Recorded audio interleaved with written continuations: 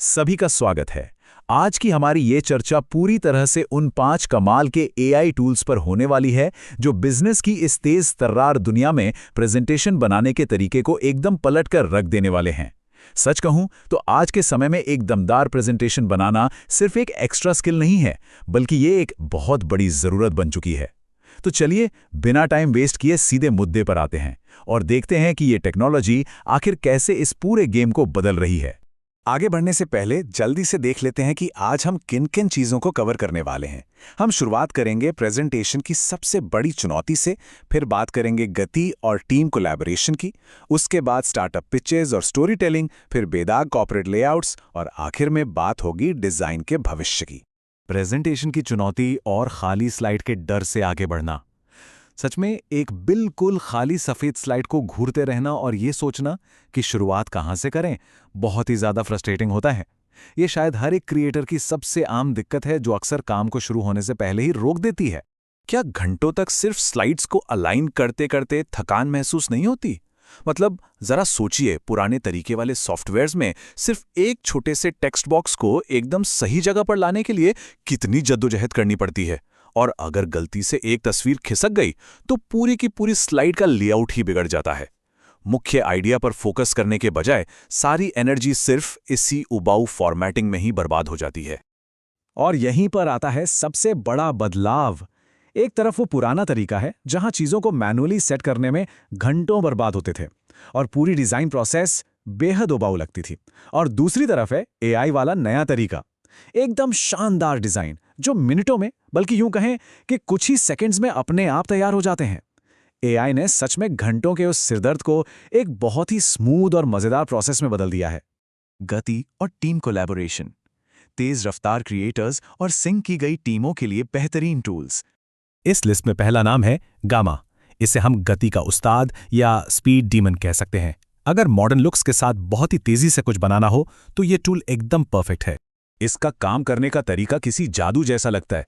बस अपना कोई भी मौजूदा डॉक्यूमेंट अपलोड करना होता है और एआई तुरंत ही अपने आप एक पूरी की पूरी विजुअल डेक तैयार कर देता है।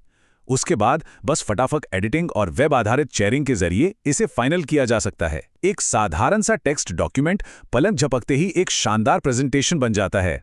गैमा के सबसे बेहतरीन उपयोगों की बात करें तो ये startup pitches, quick client presentations, business reports और इंटरनल टीम अपडेट्स के लिए एकदम शानदार है। इसमें एक फ्री प्लान भी मिलता है, और अगर कस्टम ब्रांडिंग जैसी चीज़ें चाहिए तो पेड ऑप्शंस भी मौजूद हैं। यानी स्पीड और क्वालिटी दोनों का एकदम सही कॉम्बिनेशन। अब बात करते हैं पिच की, जिसे हम एक टीम प्लेयर कह सकते हैं। ये टूल क्रिएशन के आइडिया को एक कदम और आगे ले जाता है और पूरा फोकस एक कोलैबोरेटिव वर्कस्पेस पर शिफ्ट कर देता है। पिच की असली ताकत इसके रियल टाइम कोलैबोरेशन में छिपी है, जहां टीम के कई लोग एक साथ काम कर सकते हैं। पर इसका सबसे किलर फीचर है इसका बिल्ट इन एनालिटिक्स। जी हाँ, इससे ये तक देखा जा सकता है कि प्रेजेंटेशन को कितनी बार देखा गया और किस स्लाइड पर कितना समय बिताया गया। कंपनी व्यापी प्रेजेंटेशन या बड़े मार्केटिंग और प्रोडक्ट लॉन्च के लिए ये डेटा ड्रिवन अप्रोच सच में बहुत काम आती है। स्टार्टअप पिचेस और स्टोरी टेलिंग, ऐसी कहानियां बनाना जो फंडिंग सुरक्षित करे और दर्शकों को मंत्रमुग्ध कर दें। अब रुक करते हैं टूल्स के एक बिल्कुल अलग सेट की तरफ, जो खास तौर पर उन फाउंडर्स और क्रिएटर्स के लिए बने हैं जिन्हें एक दमदार कहानी सुनानी है या इन्वेस्टर्स पर गहरी छाप छोड़नी है। यहाँ जो टूल सबसे ज्यादा चमकता है वह है स्लाइड बीन। इसे द फंडरेजर कहना बिल्कुल सही होगा, क्योंकि ये स्टार्टअप इकोसिस्टम को ध्यान में रखकर बनाया गया एक बहुत ही स्पेशलाइज्ड टूल है। जब इन्वेस्टर्स से फंडिंग जिताने की बात आती है तो एक एक चीज़ बहुत मायने रखती है।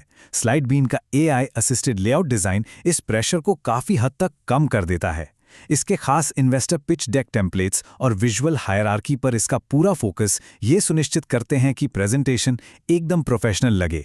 स्टार्टअप फंडरेजिंग के लिए ये स्ट्रक्चर बहुत ही क्रूशल होता है। अब इस अगले टूल टोम के बारे में जो बात सबसे दिलचस्प है वो ये है कि ये पारंपरिक प्रेजेंटेशन के तरीके से बिल्कुल हटकर सीधे नैरेटिव ड्रिवन स्टोरी टेलिंग यानी कहानी कहने के अंदाज पर आ जाता है। इसीलिए इसे द स्टोरी टेलर कहा जाता है।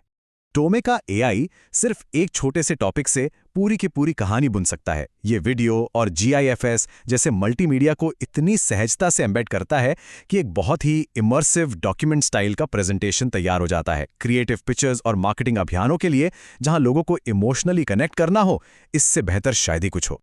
बेदा कॉर्पोरेट लेआउट और बोर्डरूम में बेहतरीन विजुअल क्वालिटी हासिल करना। अब हम बढ़ते हैं अपने आखिरी टूल की तरफ, जो कॉर्पोरेट दुनिया की उस खास जरूरत को पूरा करता है जहां हर चीज एकदम पॉलिश्ड और त्रुटिहीन होनी चाहिए। ये है Beautiful.ai, यानी कॉर्पोरेट एग्जीक्यूटिव। जैसा कि इसके नाम से ही पता चलता है, ये टूल खूबसूरती और स्मार्ट आर्टिफिशियल इंटेलिजेंस का एक परफेक्ट ब्लेंड है। Beautiful.ai के स्मार्ट स्लाइड लेआउट्स इतने समझदार हैं कि जैसे ही नया कंटेंट डाला जाता है, ये डिज़ाइन को अपने आप एडजस्ट कर लेते हैं। मतलब अलाइनमेंट वाली वो पुरानी सिरदर्दी बिल्कुल खत्म। साथ ही कंपनी की पहचान को एक जैसा बनाए रखने के लिए इसमें बेहतरीन ब्रांडेड टेम्पलेट्स भी मिलते हैं। प्रोफेशनल सेल्स और एग्जीक्यूटिव डेस्क के लिए ये बिना किसी भारी मेहनत के एकदम परफेक्ट रिजल्ट देता है। डिजाइन का भविष्य और प्रेजेंटेशन निर्माण का लोकतंत्रीकरण। हमने इन सारे कमाल के टूल्स को देखा और समझा। अब इन सब बातों को एक साथ रखकर देखते हैं कि आखिर डिजाइन का भविष्य किस दिशा में जा रहा है। तो सबसे जरूरी बात यही निकल कर आती है कि काम के हिसाब से सही टूल चुना जाए। तेज रफ्तार के लिए गामा स्पीड डेमन है, कोलैबोरेशन के लिए पिच टीम प्लेयर है, अगर स्टार्टअप के लिए फंड जुटाना है तो फंडरेजर स्लाइड बीन बेस्ट है, क्रिएटिव मार्केटर्स के लिए स्टोरी टेलर टोम है और बिजनेस प्रोफेशनल्स के लिए Beautiful.ai कॉर्पोरेट एग्जीक्यूटिव की भूमिका निभाता है। इनमें से 2 या 3 टूल्स के फ्री वर्जन आजमाकर देखा जा सकता है कि कौन सा टूल वर्कफ्लो के साथ सबसे बेहतरीन तरीके से मैच करता है। AI ने प्रेजेंटेशन निर्माण को लोकतांत्रिक बना दिया है। डिजाइन स्किल्स की कमी अब बेहतरीन विचारों को नहीं रोक सकती। इस बेहद दमदार विचार के साथ आज की ये चर्चा यही खत्म करते हैं। सोचिए, जब रचनात्मकता को इस तरह की आज़ादी मिल जाती है तो डिज़ाइन की बाधाएं हमेशा के लिए खत्म हो जाती हैं। अब सिर्फ एक ही चीज़ मायने रखती है और वो है पीछे छिपा हुआ असली विचार। तो अगला कौन सा बेहतरीन विचार दुनिया के सामने आने वाला है? इसी सवाल के साथ आज के लिए बस इतना ही।